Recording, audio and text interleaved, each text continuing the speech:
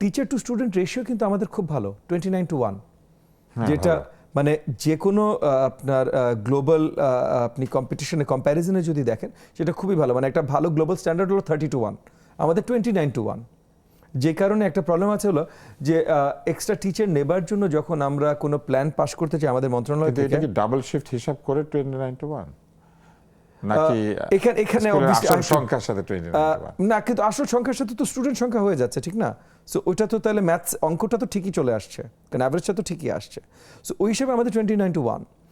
কিন্তু প্রবলেমটা হলো যে অনেক স্কুলে আছে, স্পেশালি শহরের যেগুলো একটু নামি দামি স্কুল, সেগুলোতে আছে হয়তো অ্যাকচুয়ালি মানে 29:1 থেকে অনেক কম। মানে ক্লাসে হয়তো 29 স্টুডেন্টস আছে, কিন্তু ওই ক্লাসের জন্য extra different Bangla teacher, different sports teacher, different English teacher, different maths teacher. So ultimately দেখা যাচ্ছে 5, 6, 7:1।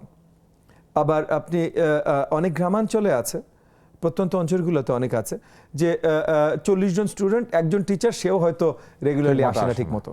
সো এই প্রবলেমগুলো আমাদের আছে, এই ভারসাম্যগুলোই আমরা আনতে চাই।